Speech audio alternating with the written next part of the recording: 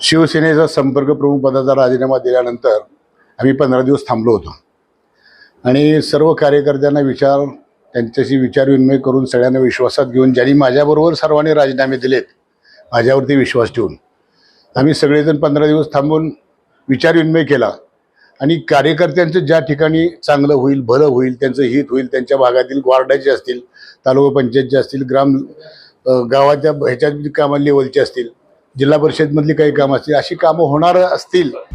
आता isakal.com आहे देशातील नंबर 1 ची मराठी न्यूज वेबसाईट.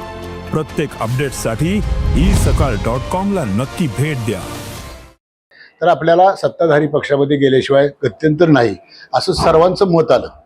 त्यामुळे आम्ही सर्वांनी विचार करून पुन्हा शेवटी 15 दिवसानंतर मीटिंग घेतली, सगळ्यांचं म्हणणं ऐकून घेतलं आणि माजी उपमहापौर दिलीप भाऊ कोल्हे यांनी तुमची सर्वांची पत्रकार परिषद घेऊन ती भूमिका आमची जी आहे ती स्पष्ट केलेली आहे. त्या दरम्यान मी पालकमंत्री साहेबांना भेटलो, गोरे साहेबांना. त्याच्यानंतर परवा आपले मुख्यमंत्री साहेब आले होते आणि त्यांनाही विमानतळावर त्यांची माझी भेट झाली, त्यांच्याशी चर्चा झाली आणि त्यांनी सांगितलं मी तुम्हाला निश्चित वेळ देईन, मुंबईला तुम्ही या, आपण सविस्तर चर्चा करू. अशी आमची चर्चा झाल्यानंतर त्यानंतर आज गोरे साहेबांनी मला निरोप दिला होता, आज आपण भेटूया आणि गणपतीनंतर वेळ देणार आहेत मला ते मुख्यमंत्री साहेब आणि त्यानंतर कार्यक्रम कधी घ्यायचा हे आम्ही ठरवणार आहोत. कार्यक्रम घेऊन ठरवणार आहात का मुंबईला जाऊन त्या प्रवेशाचा? कार्यक्रम माढ्यामध्येच होणार आणि प्रचंड मोठ्या प्रमाणामध्ये होणार. 40 पदाधिकारी प्रवेश करतात का आणखी काय? माझ्याबरोबर ज्या सर्वांनी राजीनामा दिले ते सर्वजण माझ्याबरोबर आहेत. नेमकं असं काय झालं शिवसेनेमध्ये? करता तुम्ही सगळे आनंदी होता, सगळं जण सुरक्षित सुरू होतं, आता काय बिघडलं असं त्याच्याने तुम्हाला प्रवेश करावा? मी तुम्हा सर्व पत्रकारांना एक विनंती करतो, तुम्ही सर्वांनी वाचलेलं आहे, शिवसेनेमध्ये संपर्क प्रमुख पद हे असं असतं की जे जिल्ह्यातले जे इतर पदाधिकारी नेमायचे असतील तर ते नेमत असताना संपर्क प्रमुखाला विश्वासात घेऊन त्यांना विचारून या कार्यकर्त्याच्या मागे किती माणसं आहेत, याला हे पद दिले तर हे त्याच्यावरती चांगल्या पद्धतीने काम करू शकतात का, याची निदान माहिती तरी घेतली जाते. पण माझ्या परस्पर ज्या पदाधिकाऱ्यांच्या नेमणुका झाल्या मी मानू शकतो, ठीक आहे, ते माझ्यापेक्षा चांगले काम करत असतील, परंतु माझ्या तालुक्यातला तालुका प्रमुख आणि शहर प्रमुख मला न विचारता जर ते नेमत असतील, याचा अर्थ आपण त्या पदावरती चिकटून राहणं हे माझ्या स्वभावात बसणारं नव्हतं. कारण आम्ही स्वाभिमानी माणसं आहे. कोणाच्या पुढं करणं आणि पदासाठी सारखं हेलपाटं मारणं आणि त्यांच्या चेहऱ्यासमोर राहणं असं नाही. मी सर्वसामान्य कार्यकर्त्यात राहणारा माणूस आहे, सर्वसामान्य लोकात सगळ्यात मिसळणारा माणूस आहे. त्यामुळे मला जास्तीत जास्त काळ मला मुंबईला जाता येत नाही. मी मुंबईला जात नसतो, मिटिंग असेल तरच मी जातो, इतर वेळी मी कुठेही मुंबईला जात नसतो. माझे कुठलेही 2 नंबरचे धंदे नाहीत किंवा काही नाही, माझं कुठल्या ठेक्याचं कॉन्ट्रॅक्ट नाही, काही नाही. एक साधा सरळ माणूस आणि 30-32 वर्षे शिवसेनेमध्ये काम केलेला एक सर्वसामान्य कार्यकर्ता, ज्यांना बाळासाहेबांचा आशीर्वाद मिळाला, दिघे साहेबांच्या सहवासात काम करायला मिळालं, शिंदे साहेबांच्या बरोबर काम करायला मिळालं. कारण शिंदे साहेब, मी, संजय राठोड साहेब आणि अनिल खोचरे आम्हा चौघांना एकाच दिवशी जिल्हा प्रमुख पदाचं पत्र आम्हाला दिलं होतं, नेमणुका झाल्या होत्या.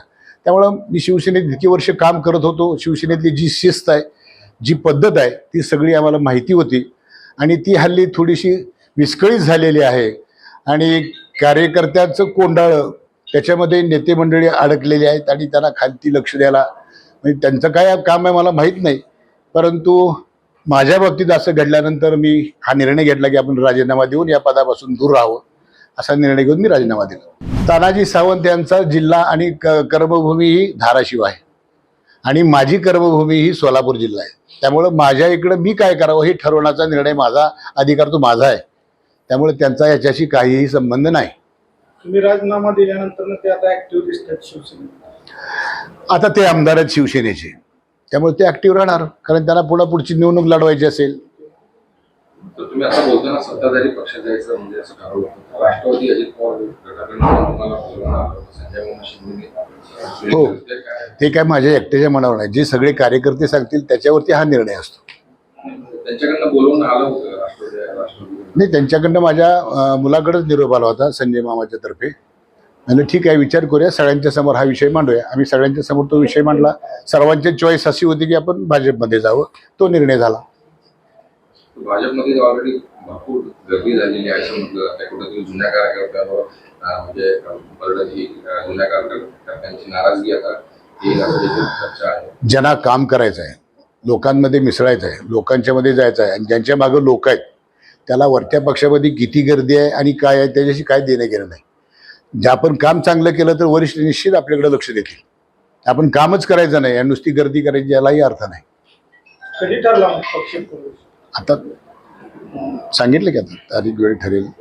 महेश साठे, तुझी नाराजी महेश साठेंवर आहे? माझं मी कोणाचं नाव घेऊ इच्छित नाही. मी आज कोणाची नाराज नाही, काही नाही. आम्हाला जे वाटलं ते आम्ही केलं. देश विदेशातील प्रत्येक घडामोडींचे लाईव्ह अपडेट मिळवण्यासाठी आता साम टीव्हीच्या सर्व सोशल मीडिया प्लॅटफॉर्मला लाईक, फॉलो आणि सबस्क्राईब करा. तसंच सर्व नोटिफिकेशनसाठी बेल आयकॉन प्रेस करायला विसरू नका.